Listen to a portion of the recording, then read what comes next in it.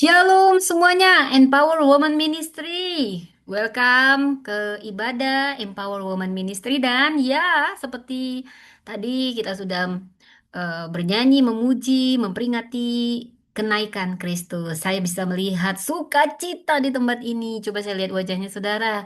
Ya, para Empower Woman ya. Kalaupun ada laki-laki di sini juga boleh ya saudara ya. Nah, siap mendengar firman Tuhan? Siapa yang siap? Ya, tangan-tangannya ditunjukkan. Yes.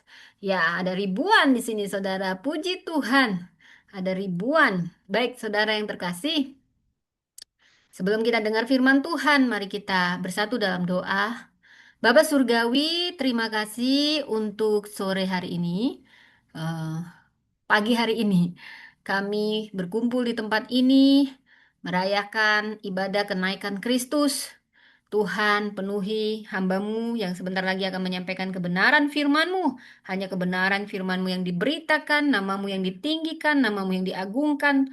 Beri hamba hikmat, urapi Tuhan. Hanya menyampaikan kebenaran firman-Mu yang memerdekakan kami. Dan biarlah Roh Kudus ambil alih semua, sembunyikan hamba di balik kuasa salib. Dan kami patahkan segala kuasa yang coba menghalangi pemberitaan firman Allah. Dihancurkan kuasanya oleh kuasa darah Kristus. Berfirmanlah Tuhan, kami siap mendengar dalam nama Tuhan Yesus. Amin. Shalom semuanya, great woman, great leaders. Apa kabar? Ya, ada sukacita saudara? Ada. Baik saudara. Saat ini seperti dilihat judulnya dari awan ke amanat. Coba sama-sama. Dari awan ke amanat. Saudara, yang perlu kita pahami, Yesus setiap kali kita memperingati hari kenaikan setiap tahun, Yesus naik bukan untuk meninggalkan bumi, tetapi untuk melahirkan misi di bumi. Saya ulang, Yesus naik bukan untuk meninggalkan bumi, tetapi untuk melahirkan misi di bumi. Saudara, mari kita baca dari kitab Kisah Para Rasul yang menjadi tema kita dari awan ke amanat. Kita baca dari Kisah Rasul pasal 1 ayat 6 sampai ayat yang ayat yang ke 11 ya, Saudara. Ini kayaknya ada yang salah mungkin ya, Saudara. Oke. Ya. Lalu berkata kepada mereka, "Hai orang-orang Galilea, mengapakah kamu berdiri melihat ke langit? Yesus ini yang terangkat ke sorga meninggalkan kamu, akan datang kembali dengan cara yang sama seperti kamu melihat dia. Ya, tetapi kamu akan menerima kuasa kalau Roh Kudus turun ke atas kamu. Dan kamu akan menjadi saksiku di Yerusalem, di seluruh Yudea dan Samaria, dan sampai ke ujung bumi." Ya. Kemudian dikatakan ya 9 sampai 10. Sesudah ia mengatakan demikian, terangkatlah ia disaksikan oleh mereka dan awan menutupnya dari pandangan mereka. Ketika mereka sedang menatap ke langit waktu ia naik itu, tiba-tiba berdirilah dua orang berpakaian putih dekat mereka. Lalu berkata kepada mereka, "Hai orang-orang Galilea, mengapakah kamu berdiri melihat ke langit? Yesus ini yang terangkat ke surga meninggalkan kamu, akan datang kembali dengan cara yang sama seperti kamu melihat dia naik ke surga." Saudara, Yesus juga akan datang seperti ini. Ketika dia datang kembali ke dunia ini, itu kata firman, bukan kata saya. Yesus ini yang terangkat ke surga meninggalkan kamu, akan datang kembali dengan cara yang sama seperti kamu melihat dia naik ke surga. Wow. Jadi saudara, saya ingin memulainya dengan latar belakang dulu ya saudara. Nah, apa sih latar belakang yang melatar belakangi kenaikan Tuhan Yesus ya saudara? Nah, ini saya nggak tahu kenapa seperti ini. Ya, jadi apa yang melatar belakangi? Pertama, saudara, seperti saudara bisa perhatikan, saudara, ya, saya memberi tema dari awan ke amanat. Yesus naik bukan untuk meninggalkan bumi, tetapi untuk melahirkan misi di bumi. Kenaikannya bukan perpisahan, ini peluncuran gereja. Kenaikan Kristus bukan akhir kisah Yesus di bumi, saudara. Ini pergantian cara Kristus hadir, cara dia memerintah ketika dia ada di dunia ini, ada transformasi, dan dia bekerja melalui gereja. Saat ini kita yang dipakainya. Jadi dari awan kenaikan lahirlah amanat kesaksian. Dari tatapan ke langit, kita semua menatap ke langit juga, sama seperti para murid. Kita semua gereja, kita dipanggil melangkah ke dunia. Jadi saudara, saya tadi langsung ke ayat 8 sampai 11 lah. Karena di sini latar belakang teologisnya. Ya, kita masuk apa sih yang mau eh, kita hari ini merayakan satu peristiwa yang sangat agung dalam iman Kristen. Apa? Kenaikan Tuhan Yesus Kristus. Kenaikan Tuhan Yesus Kristus ini dalam kalender gerejawi kita sering memberi perhatian besar kepada Natal. Jarang yang sangat spektakuler memperingati kenaikan Kristus. Kita biasanya fokusnya Natal, Jumat Agung, Paskah, Pentakosta. Natal kita rayakan ini inkarnasi Kristus jadi manusia, Allah jadi manusia. Jumat Agung kita renungkan, inilah penebusan Kristus disalib. Dia Allah yang Maha Kuasa jadi anak domba Allah mati untuk kita. Jadi Paskah kita rayakan sebagai kemenangan, maut dikalahkan. Pentakosta kita rayakan sebagai pencurahan Roh Kudus. Namun di antara Paskah dan Pentakosta ada satu peristiwa yang sering kurang direnungkan secara mendalam, yaitu kenaikan Kristus. Padahal, tahukah saudara, tanpa kenaikan juga kita tidak memahami secara penuh apa makna salib, apa makna kebangkitan, apa itu Pentakosta, dan misi gereja. Kenaikan ini jembatan emas antara Kristus yang bangkit dan gereja yang diutus.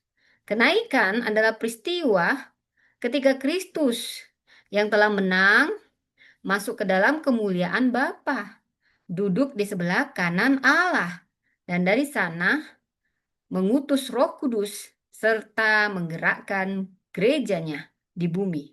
Seringkali, saudara, kenaikan dipahami seperti perpisahan. Wow, ini salah besar kalau masih ada yang mikirnya gini. Seolah-olah Yesus sudah selesai tugasnya di bumi dan dia pergi meninggalkan murid-muridnya, meninggalkan kita. Seolah-olah langit menerima Yesus lalu bumi dibiarin berjalan sendiri. No, no, no, no. Seolah-olah gereja hanya ditinggalkan dengan kenangan. Tetapi firman Tuhan menunjukkan makna yang jauh lebih dalam. Kenaikan bukan akhir cerita, saya ulang, kenaikan bukan akhir cerita Yesus di dunia. Kenaikan pergantian era terbesar. Kenaikan inilah pergantian era terbesar dalam sejarah penebusan. Injil menceritakan Yesus bekerja di bumi. Kisah Rasul menceritakan Yesus bekerja dari surga melalui gereja. Di dalam Injil, Yesus berjalan bersama murid-muridnya secara fisik. Ketika Yesus berinkarnasi jadi manusia, fisiknya ada, bisa dirasakan para murid dan orang-orang pada zaman Yesus. Di dalam Kisah Rasul, Yesus berjalan bersama gerejanya. Jadi Yesus belum selesai misinya. Tetapi dia berjalan melalui kita, melalui kuasa Roh Kudus. Itu sebabnya tema kita saat ini, saudara. Dari awan ke amanat. Coba semua diulang, diulang. Dari awan ke amanat. Ah, ini belum ada yang nyebutin semua nih ya. Saya suruh ulang nanti sampai 10 kali ya, kalau belum disebutkan ya. Dari awan ke amanat. Awan dalam Kisah Rasul satu ini bukan sekedar awan seperti awan yang kita lihat. Ku lihat awan, bukan. Bukan awan alamiah. Dalam Alkitab, awan ini sering menjadi tanda kemuliaan dan kehadiran Allah. Di padang gurun, Israel dituntun oleh tiang awan. Dia di kemah suci, kemuliaan Tuhan memenuhi tempat itu dalam awan. Di gunung transfigurasi, awan menaungi Yesus. dan suara Bapa terdengar. Maka ketika awan menutup Yesus dari pandangan murid-murid itu bukan tanda bahwa Yesus hilang. Itu tanda bahwa Yesus masuk ke dalam kemuliaan ilahi. Namun setelah awan itu ada amanat. Setelah Yesus hilang di bawah awan-awan ke surga adalah terdengar amanat. Setelah kemuliaan ada pengutusan. Saya ulang, setelah kemuliaan ada pengutusan. Setelah murid-murid, semua murid-murid nganga-nganga melihat ke langit. Malaikat mengarahkan mereka kembali ke bumi. Jangan lihat kenaik terus ya. Kenaikan tidak membuat gereja pasif. Sebaliknya, kenaikan membuat gereja bergerak. Saya ulang, kenaikanlah yang menggerakkan gereja. Hari ini kita tidak hanya datang untuk mengagumi peristiwa Yesus naik ke surga. No, no, no, no, no. Kita datang untuk mendengar kembali bahwasanya ya ada suara Tuhan bagi gerejanya. Jangan hanya memandang awan, pikulah amanat. Jangan hanya menjadi penonton kemuliaan, jadilah saksi kemuliaan. Jangan hanya berdiri menatap langit, melangkahlah ke dunia. Kenaikan bukan perpisahan, saya ulang. Kenaikan bukan perpisahan. Kenaikan adalah peluncuran gereja. Yesus naik bukan untuk meninggalkan bumi. Saya ulang. Yesus naik bukan untuk meninggalkan bumi, tetapi untuk melahirkan misi. Melahirkan misi di bumi. Saudara, kita akan belajar. Kita masuk ke firman Tuhan. Dikatakan di Kisah Para Rasul 1 ayat 8 sampai 11. Ya, Saudara. Mungkin saya akan masuk di sini. Ya, Kisah Rasul 1 ayat 8. Dikatakan, tetapi kamu akan menerima kuasa kalau Roh Kudus turun ke atas kamu. Dan kamu akan menjadi saksiku di Yerusalem dan di seluruh Yudea dan Samaria dan sampai ke ujung bumi. Saudara, ayat ini ayat kunci. Kunci dari seluruh kitab Kisah Para Rasul. Ada 3 kata besar di antaranya. Coba dihafalin nanti jadi ayat hafalan. Kuasa, tetapi kamu akan menerima kuasa. Berarti ada kuasa. Kalau Roh Kudus turun ke atas kamu, kita punya kuasa kalau Roh Kudus turun. Dan kamu akan menjadi saksiku untuk apa? Untuk jadi saksi. Dan menjadi saksiku di mana? Di Yerusalem, Yudea, Samaria, sampai ke ujung bumi. Ya, kuasa berbicara tentang Roh Kudus. Saksi berbicara tentang identitas gereja. Ujung bumi berbicara tentang arah misi. Dengan satu ayat ini, Yesus memberikan peta jalan bagi gereja sepanjang zaman. Perhatikan, Yesus tidak berkata, "Kamu akan menjadi pengagumku." Yesus tidak berkata, "Kamu akan menjadi penontonku." Yesus berkata, "Kamu akan jadi saksiku." Saksi itu apa? Bukan sekedar orang yang punya pengetahuan tentang Yesus. Saksi adalah orang yang hidupnya menjadi bukti bahwa Yesus hidup, Yesus berkuasa, Yesus mengubah manusia. Nah, bila kita membaca dari Kisah Rasul 1 ayat 9, dia berkata, sesudah ia mengatakan demikian, terangkatlah ia disaksikan oleh mereka, dan awan menutupnya dari pandangan mereka. Ayat ini singkat, tapi dalam. Singkat, tapi dalam. Yesus terangkat, bukan seperti seorang yang hilang ke langit tanpa makna. Dia diangkat dalam kemuliaan. Ia disaksikan murid-murid. Mereka melihat sendiri bahwa Yesus yang disalibkan, yang bangkit, sekarang masuk ke dalam kemuliaan Bapa. Awan menutupnya, bukan untuk menyembunyikan kehilangan, tetapi untuk menandai kemuliaan. Dalam Kisah Rasul 1 ayat 10 berkata, saudara, kita buka, ya, dikatakan kalau Rasul 1 ayat 10, ya. Ketika mereka sedang menatap ke langit waktu ia naik itu, tiba-tiba berdirilah 2 orang berpakaian putih dekat mereka. Wow. Jadi kalau kita masuk ke dalam situasi ini, saudara, kita juga pasti mungkin ikut-ikutan terpaku, ya. Muridnya terpaku. Saya yakin siapapun yang akan melihat ini akan terpaku. Seperti murid ini berdiri menatap ke langit nganga-nganga. Secara manusiawi kita ngerti mereka mencintai Yesus. Mereka telah berjalan bersama Yesus. Mereka murid-muridnya Yesus ya. Mereka sangat mengasihi Yesus. Ya saudara. Ya sebentar saudara. Jadi seperti dikatakan di situ saudaraku. Bagaimana mereka telah berjalan bersama Yesus. Melihat dia mati, bangkit, dan sekarang naik. Wow, ada kekaguman. Ada keterpanaan, terpana. Mungkin juga pasti ada rasa kehilangan, itu wajar. Mereka berada di perbatasan dua era. Era yang sebelumnya Yesus hadir secara fisik di depan mereka dan era Yesus hadir secara rohani melalui Roh Kudus di dalam mereka. Kisah Rasul 1 ayat 11 ini berkata, "Hai orang-orang Galilea, mengapakah kamu berdiri melihat ke langit? Yesus ini yang terangkat ke surga meninggalkan kamu, akan datang kembali dengan cara yang sama seperti kamu melihat dia naik ke surga." Jadi pertanyaan malaikat itu lembut tapi tajam. Mengapa kamu berdiri melihat ke langit? Dengan kata lain, jangan berhenti di kekaguman. Masuklah ke ketaatan. Jangan hanya menatap arah kepergian Yesus. Ingatlah, arah pengutusan Yesus. Jangan hanya memandang awan. Pikulah amanat. Di sini ada dua pesan malaikat di sini. Pertama, Yesus yang naik akan datang kembali. Kenaikan ini menjamin ya. Jadi di sini kenaikan Yesus menjamin kedatangannya kembali. Dan kedua, selama menunggu kedatangan itu, murid-murid tidak boleh hanya berdiri menatap langit.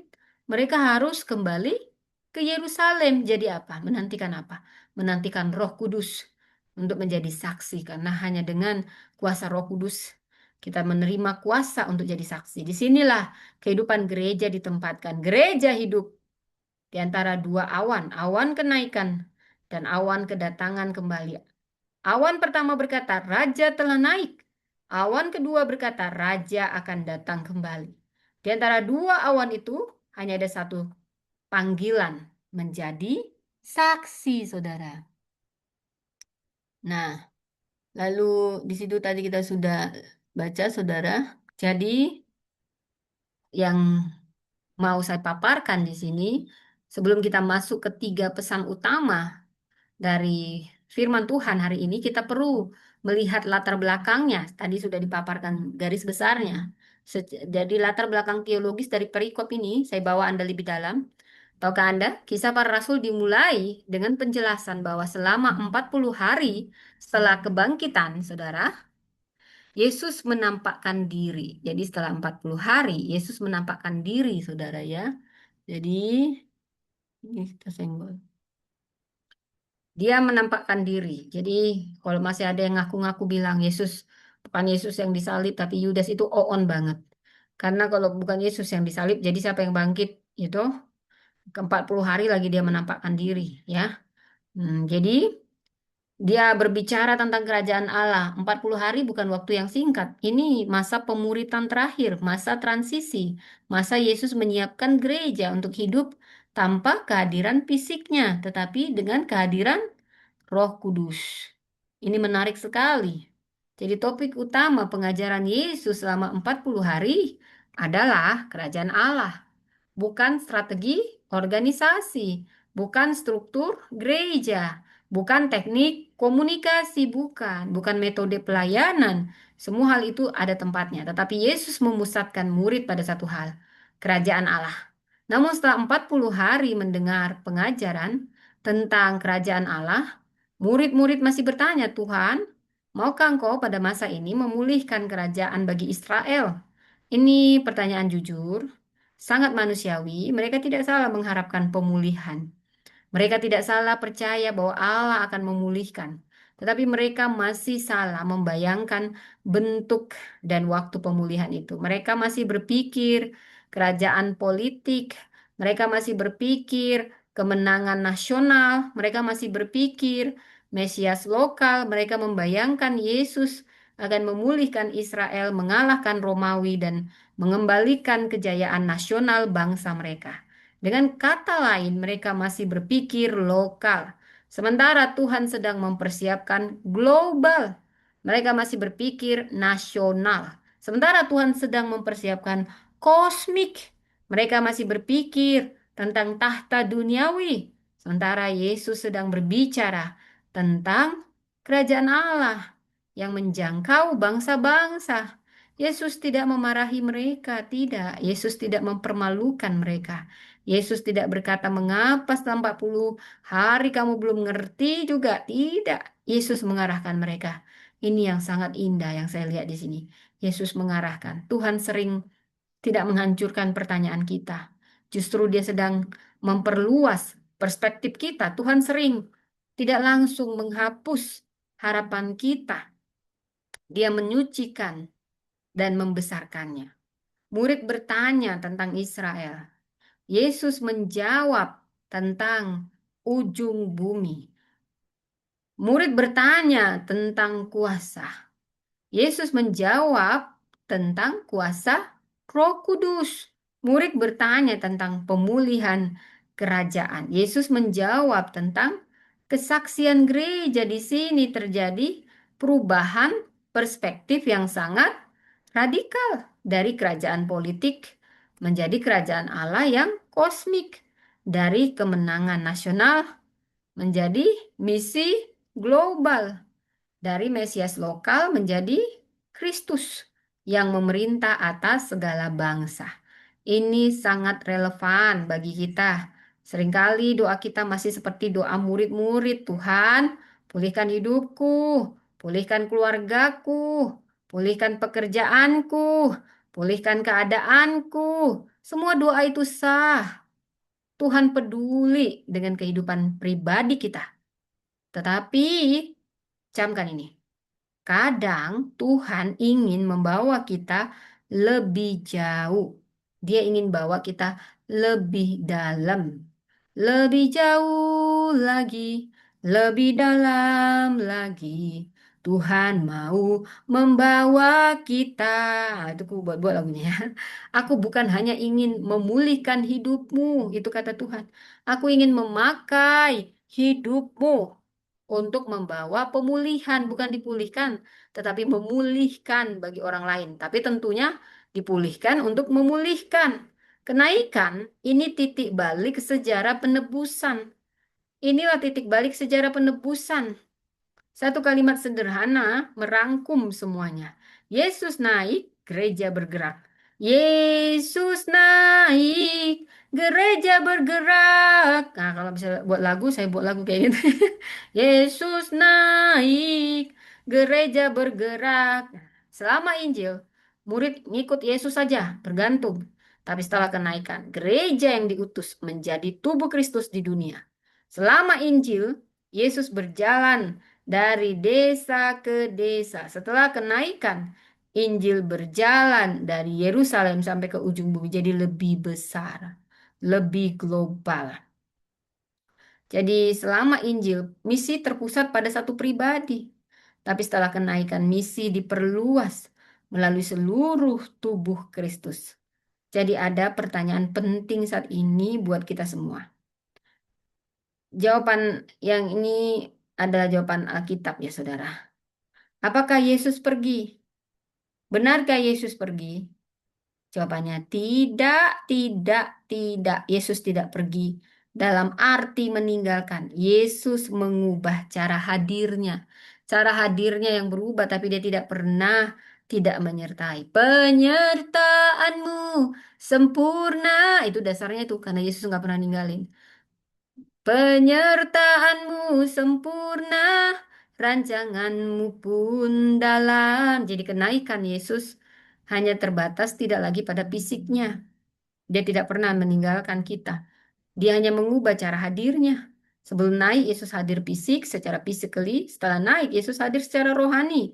Bahkan bisa ke seluruh dunia melalui karya Roh Kudus. Sebelum kenaikan, Yesus bekerja di depan murid. Setelah kenaikan, Yesus bekerja melalui murid. Dia ingin pakai kita, bukan dia lagi yang bekerja. Inilah misteri gereja. Emang sono aja yang bisa punya misteri. Gereja bukan sekedar organisasi. Gereja adalah tubuh Kristus di bumi. Saya ulang. Gereja bukan organisasi, tubuh Kristus di bumi. Gereja adalah perpanjangan karya Kristus di dunia. Gereja adalah perpanjangan karya Kristus di dunia. Kristus tidak absen. Kristus tidak pasif. Kristus tidak jauh. Kristus memerintah dari surga, berdoa bagi gereja, dan bekerja melalui umatnya. Karena itu, saudara, dalam kisah Rasul ini bukan hanya kisah Petrus, bukan hanya kisah Paulus, saudara, bukan hanya kisah para rasul. Kalau kita gali lebih dalam, kisah para rasul adalah kisah Yesus yang telah naik, bekerja dari surga melalui Roh Kudus di dalam gerejanya. Kenaikan bukan akhir, tapi kehadiran Kristus. Kenaikan adalah awal kehadiran Kristus melalui gereja. Nah, jadi apa pesan dari sini? Saya mau bawa Anda. Pesan yang pertama dari firman Tuhan hari ini. Kenaikan mengubah fokus kita. Kenaikan mengubah fokus kita. Saudara, kenaikan mengubah fokus kita. Camkan ini baik-baik. Dalam kisah Rasul 1 ayat 6 ya, sampai 7. Ini menunjukkan percakapan yang sangat penting. Murid-murid bertanya, Tuhan, maukah engkau pada masa ini memulihkan kerajaan bagi Israel? Yesus menjawab, engkau nggak perlu tahu tentang masa, tentang waktu yang sudah ditetapkan Bapa sendiri menurut kuasanya. Kalau kita bawa ke lebih dalam ke bahasa aslinya, bahasa Yunani, ada dua istilah penting yang mau saya ambil, kronos dan kairos. Jadi di sini ada kata-kata kronos, ada kata-kata kairos. Kronos itu apa? Menunjuk pada waktu kronologis. Agaknya bagaimana? Bagaimana kronologis kejadiannya? Nah, sering kayak gitu kan kalau baca tentang kriminal, ya. Nah, itu waktunya kita. Ada hari, ada jamnya, ada bulan. Senin, Selasa, Rabu, Kamis.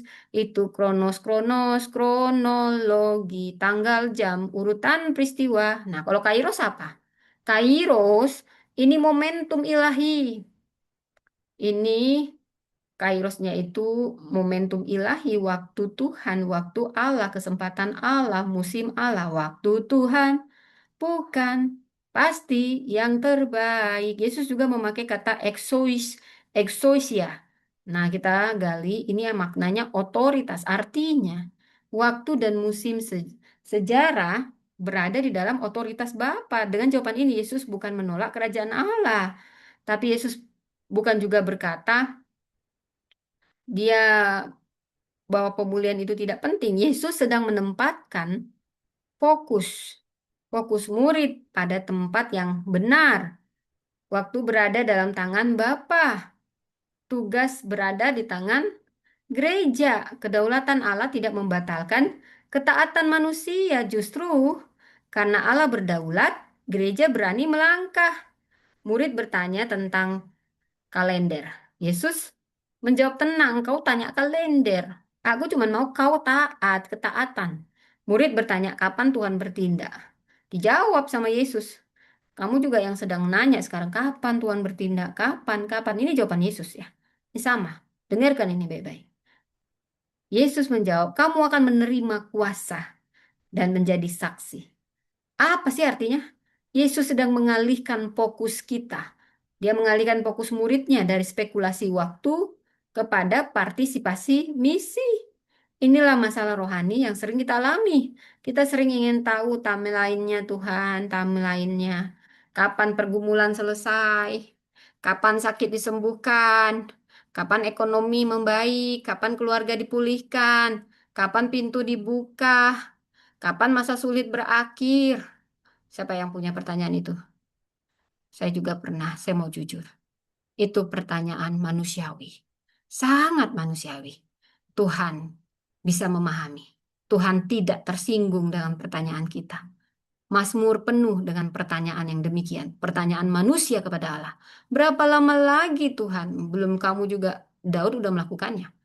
Ini doa yang sangat alkitabiah ternyata. Doa yang jujur di hadapan Tuhan, bukan di hadapan orang kalau kamu kesulitan. Yesus mengajar kita bahwa iman tidak boleh berhenti pada pertanyaan kapan. Iman harus bergerak menuju pertanyaan untuk apa dan di mana aku harus taat. Itu pertanyaannya. Ada yang begitu sibuk menunggu perubahan sampai lupa bahwa dirinya dipanggil jadi terang di tengah keadaan. Ada orang yang begitu sibuk menunggu keluarganya berubah sampai lupa bahwa Tuhan sedang memanggil dia menjadi saksi kasih di keluarganya. Ada orang yang begitu sibuk menunggu pelayanan jadi besar sampai lupa setia dalam panggilan kecil hari ini. Kerajaan Allah bukan soal kronologi, tapi partisipasi. Iman bukan hanya bertanya, kapan Tuhan kau bekerja? Iman itu juga bertanya, Tuhan, di mana engkau mau aku bekerja hari ini? Coba yang lagi cari kerjaan, coba katakan sama-sama. Saya juga lagi menanti panggilan. Tuhan, kita sama-sama katakan, Tuhan, di mana engkau mau aku bekerja? Bukannya mauku, tapi maumu Tuhan. Tapi aku mengetuk setiap pintu. Saudara, mari kita buka dalam Lukas 24 ayat 50 sampai 53. Ini gambaran yang indah juga terkait tentang kenaikan Yesus ke surga. Ia mengangkat tangan dan memberkati murid-muridnya. Jadi inilah teladan yang dibawa kenapa seorang eh, pendeta menutupnya dengan cara begini. Yesus naik ke surga. Dia juga mengangkat tangan. Jadi Yesus naik itu nggak cuman tangannya diem. Kenapa dia mesti ngangkat tangan? Apa supaya tangannya itu yang bawa dia naik ke atas? Gitu? Bukan, saudara. Ada makna teologis yang lebih dalam di situ, saudara. Selain itu untuk memberkati murid-muridnya, makanya gembala demikian ini juga secara fisik berpisah tetapi tidak pulang dengan kehancuran hati. Karena mereka mulai mengerti Yesus tidak meninggalkan misi, tapi mendelegasikan misi. Jadi seperti ayah mengajari anaknya bersepeda, hari pertama ayah memegang kursi belakang karena anak itu takut jatuh. Kedua, ayahnya juga bilang jangan takut, ayah pegang. Hari ketiga, kedua, ayahnya masih berdiri di belakang. Hari ketiga, tanpa anak sadari, ayahnya melepas pegangan. Anak itu mengayuh sendiri ketika ia sadar bahwa ayahnya tidak memegangnya, ia bisa panik dan berpikir ayah meninggalkan aku. Padahal tidak. Ayahnya tidak meninggalkan, hanya mempercayai. Demikian kenaikan. Ini momen ketika Yesus melepaskan pegangan secara fisik, bukan karena ia tidak peduli, bukan. Jadi kenapa? Karena bukan karena juga dia mau menjauh dan dia tidak pernah jauh, dia hanya sejauh doa. Tetapi karena dia mempercayakan misi kepada kita gereja, kitalah gerejanya. Dan dia ingin Roh Kudus turun sebagai kuasa untuk menjalankannya. Saudara, banyak orang Kristen hidup seperti berada di ruang tunggu. Di ruang tunggu rumah sakit saya sering, di ruang duduk, menunggu nama dipanggil, menunggu dokter, menunggu hasil pemeriksaan. Tetapi gereja bukan ruang tunggu rohani. Gereja adalah ruang pengutusan. Ibadah bukan tempat kita hanya duduk menunggu sesuatu terjadi. Ibadah adalah tempat kita dipulihkan, diperlengkapi, lalu diutus kembali ke dunia. Tentu kita perlu menunggu Tuhan. Alkitab mengajarkan kita menanti-nantikan Tuhan, tetapi menunggu Tuhan tidak sama dengan pasif. Menunggu Tuhan berarti taat dalam proses. Saya ulang, menunggu Tuhan berarti kita taat dalam proses, kita setia dalam tugas, kita siap bergerak ketika Roh Kudus memimpin. Menunggu yang benar tidak membuat kita beku. Menunggu yang benar membuat kita berjaga-jaga. Saya sering kalau menunggu di rumah sakit, saya selalu bawa buku supaya saya tetap menunggu, tapi menggunakan waktu maksimal, optimal. Sekalian bisa istirahat, kadang saya tidur, jadi tidak terlalu membosankan. Artinya kita jangan pasif ketika menunggu, tapi aktif. Jadi mungkin selama ini kita hanya doa agar terang datang. Tapi sebenarnya Tuhan ingin kitalah yang mulai menjadi terang. kalau kita hanya tunggu pintu terbuka. Padahal Tuhan berkata dan ingin, jadilah jawaban bagi orang lain. Kamu selalu nunggu-nunggu jawaban. Padahal Tuhan ingin kamu yang jadi jawaban bagi orang lain. Jadi kita meminta mujizat, tapi Tuhan berkata, jadilah bagian dari pekerjaanku. Di rumah, saudara, mungkin tugas kita menjadi saksi melalui kesabaran. Di kantor, mungkin tugas kita adalah menjadi saksi melalui integritas. Di pelayanan, mungkin juga tugas kita adalah menjadi saksi melalui kesetiaan. Di masyarakat, mungkin tugas kita adalah menjadi saksi melalui belas kasihan. Tidak semua orang dipanggil berdiri di mimbar, tetapi semua orang percaya dipanggil menjadi saksi. Jadi pertanyaan reflektifnya, apakah iman kita lebih sibuk menunggu mujizat daripada menjalankan misi? Apakah doa kita lebih penuh permintaan daripada ketaatan? Apakah kita terus bertanya kapan Tuhan bergerak, kapan, kapan, kapan? Saudara, Tuhan sedang menunggu kita melangkah. Kerajaan Allah tidak menunggu waktu kita siap. Kerajaan Allah menunggu kita melangkah. Kalau Tuhan sudah bilang melangkah, melangkah. Ya, kenaikan inilah yang mengubah fokus iman. Bukan lagi hanya Tuhan, kapan engkau bekerja, tetapi Tuhan di mana engkau mau aku bekerja. Saudara, ketika fokus berubah, hidup pasti berubah. Ketika fokus berubah, gereja pasti bergerak. Itu pesannya. Jadi, kenaikan mengubah fokus kita. Yang kedua, kenaikan menegaskan otoritas Kristus. Saya ulang. Kenaikan menegaskan otoritas Kristus. Jadi banyak orang membayangkan kenaikan Yesus hanya sebagai peristiwa Yesus pergi ke langit. Tapi tahukah saudara, perjanjian baru melepaskan lebih dalam. Dalam Efesus 1 ayat 20 sampai 23, ini berkata bahwa Allah mendudukkan Kristus di sebelah kanannya di surga, jauh lebih tinggi dari segala pemerintah, penguasa, kekuasaan, dan kerajaan, dan tiap-tiap manusia, ya tiap-tiap nama yang dapat disebut. Jadi ini bukan bahasa perjalanan, ini bahasa penobatan. Yesus tidak sekedar naik ke surga, tapi didudukkan di tahta.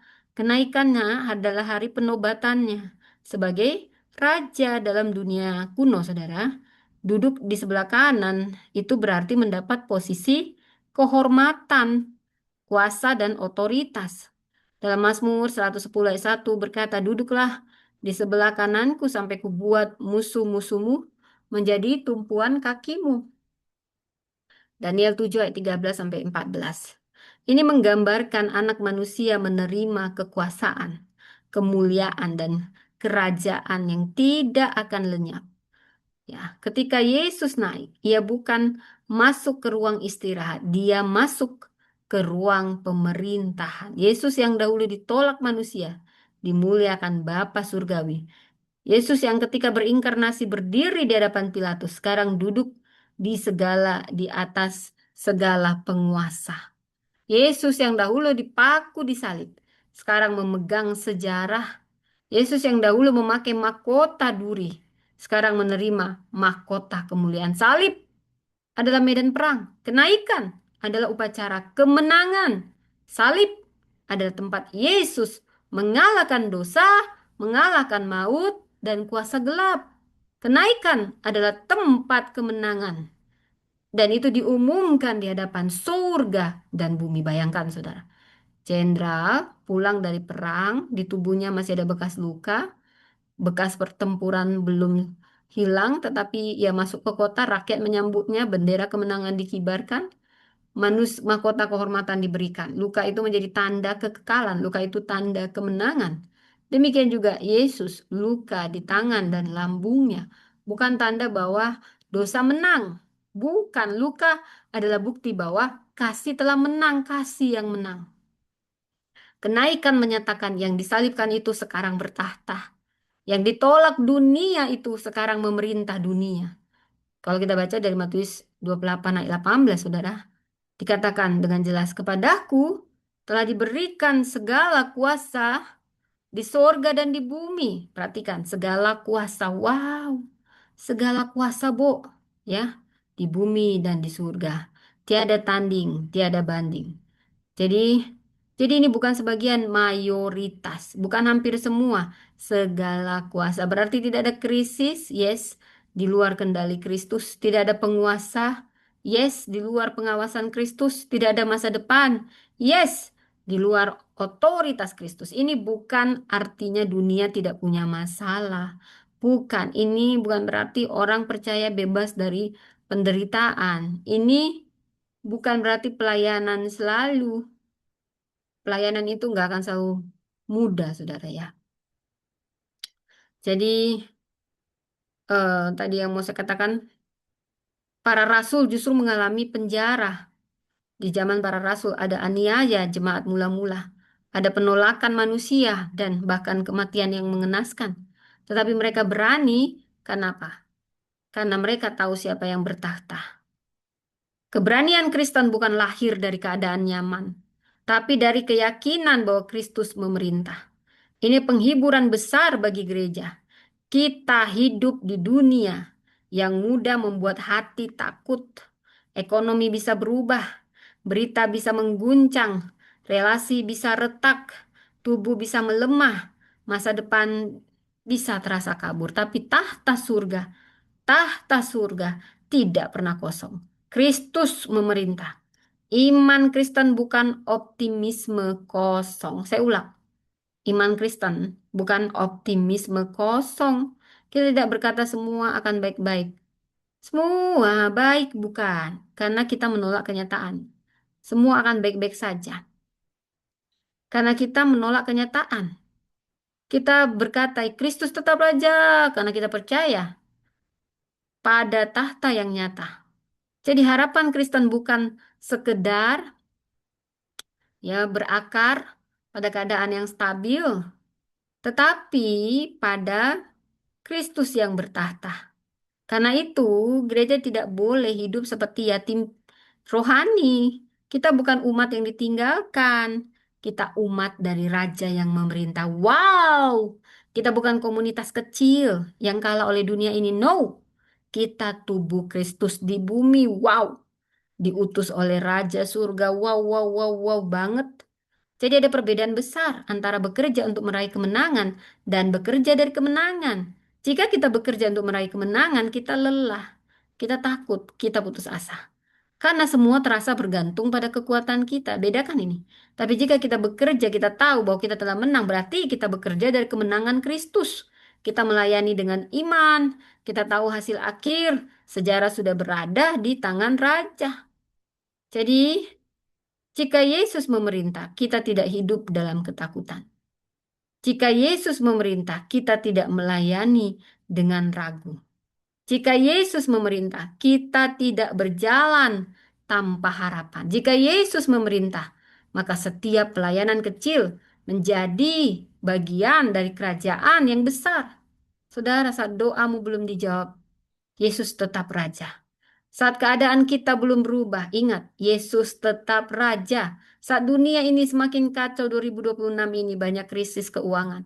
Yesus tetap raja. Saat kita lemah, Yesus tetap raja. Tahtanya tidak bergantung pada perasaan kita. Pemerintahnya tidak terguncang oleh iman hidup kita. Ini juga menegur kita. Kalau Kristus adalah raja, maka dia bukan sekedar penasehat hidup kita. Dia bukan hanya tempat kita datang. Dia bukan hanya untuk memberi berkat. Dia Tuhan. Dia berhak atas keputusan kita, waktu kita, uang kita, keluarga kita, pelayanan kita, dan masa depan kita. Dari sini kita belajar. Kenaikan memanggil kita bukan hanya untuk merasa aman, tapi untuk tunduk, untuk taat. Bukan hanya untuk terhibur, tapi untuk taat. Ketaatan dan ketulusan kiranya mengawal aku untuk taat, saudara. Itu tadi lagunya dibuat-buat ya, maklum ya. Kristus yang naik adalah Kristus yang memerintah. Karena itu pertanyaannya bukan hanya apakah Yesus menolong saya? Bukan, bukan itu saja. Pertanyaannya harus lebih dalam. Lebih dalam lagi, apakah Yesus sungguh memerintah hidup saya? Yes, inilah pertanyaannya. Sekarang tanya pada dirimu, apakah yang memerintah itu dirimu sendiri atau Yesus? Sudahkah Yesus sungguh-sungguh memerintah dalam hidup saya? Dalam hidup kita semua. Gereja tidak bekerja menuju kemenangan. Ingat, ingat, ingat, ingat, dihafal. Tapi gereja bekerja dari kemenangan, dari tahta kemenangan Kristus. Kenaikan menegaskan bahwa Yesus bukan hanya juru selamat yang mati bagi kita, tapi Raja yang memerintah atas kita. Bayangkan. Raja memerintah atas kita. Kita hidup di bawah otoritasnya, berjalan dengan mandatnya, dan melayani dalam kemenangan. Kita masuk pesan yang terakhir, pesan yang ketiga. Dari peristiwa memperingati kenaikan Kristus, apa yang kita pelajari yang ketiga? Kenaikan melahirkan misi gereja. Kenaikan melahirkan misi gereja. Kita balik di ayat Kisah Rasul 1 ayat 8, bisa jadi ayat hafalan, tapi ini puncak perikop firman Tuhan saat ini. Kamu akan menerima kuasa kalau Roh Kudus turun ke atas kamu, dan kamu akan menjadi saksiku sampai ke ujung bumi. Perhatikan urutannya. Setelah penuh Roh Kudus, kita punya kuasa, punya otoritas, dan dipulihkan identitas kita, dan diarahkan kita kemana. Ini tidak boleh dibalik, ya, harus diberi dulu kuasa, identitas, urutan ini nggak boleh dibalik. Banyak orang langsung berbicara dengan tugas, program, pelayanan, aktivitas. Tapi Yesus mulai dengan kuasa Roh Kudus. Gereja tidak lahir dari strategi manusia. Gereja lahir dari kuasa Roh Kudus. Kata kuasa dalam ayat ini adalah dunamis, dinamit. Kita mengenal kata dynamite, ya. Tetapi kuasa Roh Kudus bukan sekedar ledakan emosi. Kuasa Roh Kudus adalah kemampuan ilahi yang mengubah manusia biasa jadi saksi Kristus. Petrus yang pernah menyangkal Yesus berubah menjadi pemberita Injil yang berani. Murid-murid yang pernah bersembunyi berubah menjadi utusan yang mengguncang dunia. Gereja butuh organisasi. Betul. Tapi organisasi, ingat, bukan sumber kuasa. Betul, gereja butuh rencana, tapi ingat, tetapi rencana bukan sumber kuasa. Gereja membutuhkan talenta, betul, betul penting. Tapi ingat, talenta bukan sumber kuasa. Jadi apa sumber kuasa gereja? Apa sumbernya? Roh Kudus. Roh Kudus, kau hadir di sini. Roh Kudus, ku mengasihimu. Siapa yang belum menerima bahasa roh? Mulai mengatakan ini dengan penuh sungguh-sungguh. Kau hidup, kau manis, kaulah penolongku, penolongku, diutus Bapakku. Kubuka hati, kubuka hati untuk Roh-Mu Tuhan. Jadi sumber kuasa gereja adalah Roh Kudus. Dengan Roh Kudus, pelayanan menjadi kesaksian ilahi. Karena itu, sebelum gereja pergi ke ujung bumi, gereja harus menepati janji Bapa. Menanti bukan berarti diam tanpa arah. Menanti berarti menyelaraskan diri dengan kehendak Allah. Menanti berarti mengakui bahwa misi Allah tidak dapat dijalankan dengan kekuatan manusia saja. Setelah kuasa, Yesus berbicara tentang apa? Identitas. Kamu akan jadi saksiku. Identitas kita apa? Saksi. Saksi Kristus. Mari kita gali bahasa aslinya, bahasa Yunani. Martures. Kata ini muncul kata martir. Orang yang rela menyerahkan hidupnya karena kesaksiannya. Saksi bukan hanya orang yang berbicara. Saksi adalah orang yang hidupnya menjadi bukti. Yesus tidak berkata kamu akan jadi penonton ibadahku. Yesus tidak berkata kamu akan menjadi pengagum ajaranku. Yesus tidak berkata kamu akan menjadi pengurus organisasiku. Yesus berkata kamu akan menjadi saksiku. Ini penting. Jadi saksi bukan hanya tugas pendeta, bukan tugas penginjil, bukan tugas pelayan mimbar. Jadi saksi adalah identitas kita semua, identitas setiap orang percaya. Seorang ibu hidup dalam kasih Kristus di rumahnya, itu juga saksi. Ayah yang memimpin keluarganya dengan takut akan Tuhan adalah saksi. Anak muda yang jaga kekudusan di tengah tekanan zaman adalah saksi. Seorang pekerja yang jujur di kantor adalah saksi. Seorang pelayan yang setia tanpa panggung adalah saksi. Saksi tidak harus tahu semua jawaban teologi. Saksi harus jujur tentang apa yang ia lihat, ia alami, dan terima dari Kristus.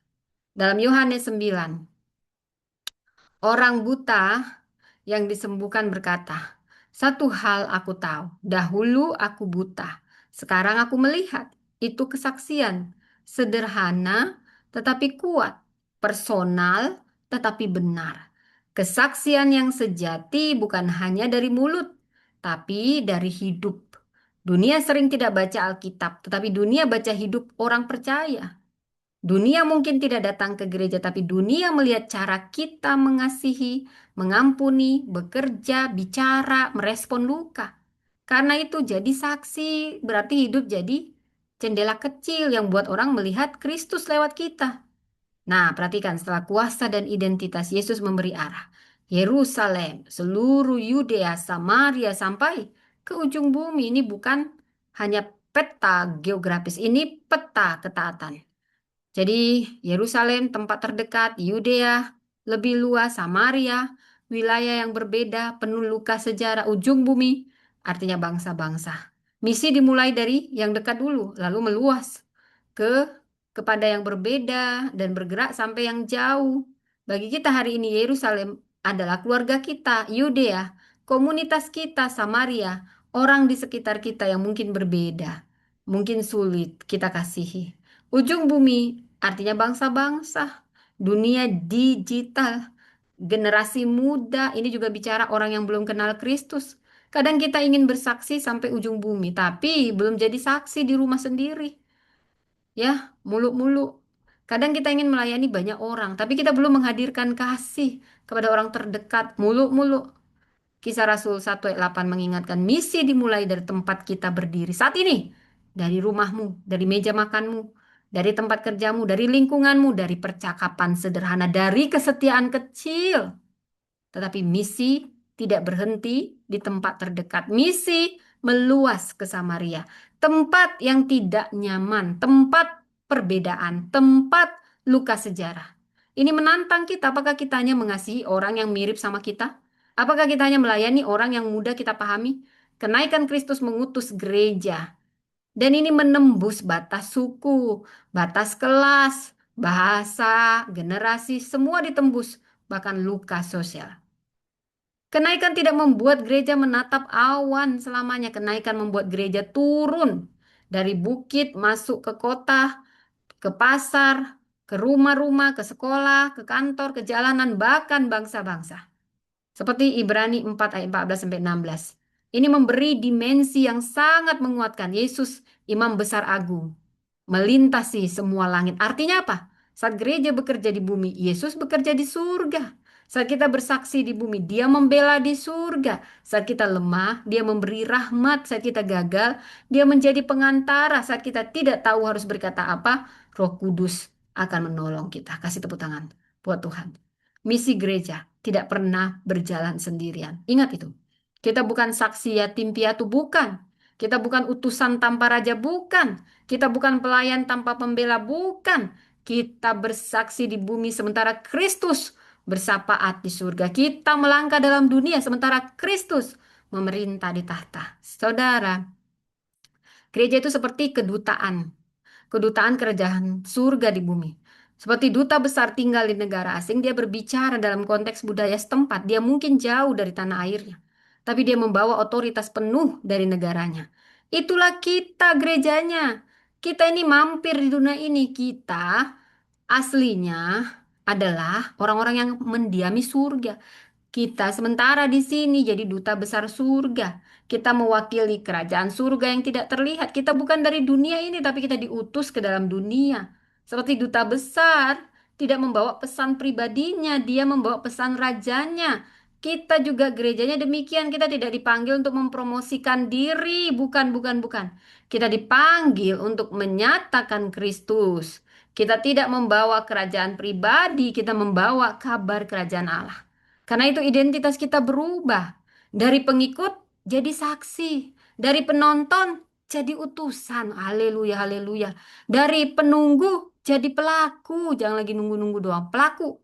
Dari orang yang hanya menerima berkat, jadi orang yang menyalurkan berkat. Wow. Dari orang yang hanya datang ke ibadah, jadi orang yang membawa Kristus ke kehidupan sehari-hari. Ini pertanyaan tajam. Jika Yesus naik hari ini, apakah hidup kita besok menunjukkan bahwa kita adalah saksinya? Apakah keluarga melihat Kristus dalam perkataan kita? Apakah rekan kerja melihat Kristus dalam integritas kita? Apakah orang yang terluka melihat Kristus dalam belas kasihan kita? Apakah anak-anak melihat Kristus dalam kesabaran kita? Apakah dunia melihat Injil atau hanya melihat agama? Kenaikan bukan memindahkan Yesus menjauh dari gereja. Kenaikan mengutus gereja bergerak bagi Yesus. Saya ulang. Kenaikan bukan memindahkan Yesus jauh dari gerejanya, bukan, tapi supaya gerejanya bergerak bagi Yesus. Gereja hidup di antara dua awan. Kita punya dua awan. Awan kenaikan, awan kedatangan kembali. Kita ada di antara dua awan itu. Panggilan kita jelas. Jadi saksi. Siapa yang mau jadi saksi? Ya, kasih tepuk tangan. Jadi apa inti makna kenaikan Kristus? Saudara yang dikasihi Tuhan, kita masuk ke intinya. Jika salib, tempat Yesus berkata, sudah selesai, tetelestai. Maka kenaikan adalah tempat surga berkata, sekarang dimulai, sekarang. Salib itu artinya menyelesaikan karya penebusan. Tapi ingat ini luar biasa. Kenaikanlah yang memulai era pengutusan. Salib mengalahkan dosa. Tapi lihat ini, kenaikanlah yang menegaskan pemerintahan Kristus. Salib membuka jalan kepada Bapa. Kenaikan mengutus gereja ke dunia. Kenaikan berarti tiga hal. Pertama, Yesus memerintah bagi kita. Ia duduk di sebelah kanan Allah. Itu bukan kursi istirahat, tapi tahta pemerintahan. Dunia tidak berjalan liar. Sejarah tidak dikendalikan oleh kebetulan. Masa depan tidak berada di tangan kekacauan. Ada raja di atas segala raja. Kristus memerintah. Dan ingat yang kedua, Yesus berdoa bagi kita. Ibrani menyatakan bahwa Yesus imam besar yang melintasi langit. Dia hidup menjadi pengantara. Saat kita berdoa di bumi, Kristus bela kita di surga. Saat kita lemah, Ia memberi rahmat. Saat kita jatuh, Ia memulihkan. Saat kita melayani, Ia menopang. Dan yang ketiga, Yesus bekerja melalui kita. Wow, siapa kita? Inilah keajaiban kenaikan. Dan ini tidak akan terjadi tanpa kenaikan. Kristus tidak hanya bekerja bagi kita, tapi Dia ingin bekerja melalui kita. Itu jauh beda. Gereja jadi tangan yang menjangkau, kita jadi kaki yang melangkah, kita jadi suara yang bersaksi, kita jadi hati yang mengasihi. Artinya kenaikan bukan mengurangi karya Kristus, justru melipat gandakan karya Kristus berlipat-lipat melalui kita semua umatnya gerejanya di seluruh dunia. Karena itu kenaikan adalah perubahan besar. Dari salib ke singgasana, dari murid ke misionaris, dari penantian ke pengutusan. Dari salib ke singgasana, Yesus yang terluka kini bertahta. Dari murid ke misionaris, orang yang dahulu mengikuti kini diutus. Wow, siapa kita? Dari penantian ke pengutusan. Gereja tidak hidup dalam ruang tunggu rohani. Kamu bukan lagi di ruang tunggu rohani. Kamu di ruang amanat ilahi. Malaikat berkata, Yesus ini akan datang kembali. Ini bukan sekedar informasi eskatologis, bukan es bambu ya. eskatologis, bukan es ya. Ini masa depan. Ini adalah penghiburan dan peringatan. Penghiburan karena sejarah punya tujuan. Peringatan karena waktu gereja di bumi bukan untuk disia-siakan. Raja yang naik akan datang kembali. Karena itu gereja harus setia sampai akhir. Kita hidup di antara dua awan. Awan yang pertama, awan kenaikan. Yesus naik dalam kemuliaan. Awan kedua, awan kedatangan kembali. Yesus akan datang dalam kemuliaan. Di antara dua awan itu, gereja tidak boleh tidur. Gereja tidak boleh hanya sibuk dengan dirinya, gadgetnya, dengan semua multimedia. Tidak boleh kehilangan api. Api kebangkit, api kenaikannya, api kesaksian. Antara dua awan, panggilan kita hanya satu. Jadi saksi, Yesus naik, surga terbuka, misi gereja dimulai. Kita memulai misi. Jadi saudara, saya tutup yang terakhir, saudara. Ya, saya tutup.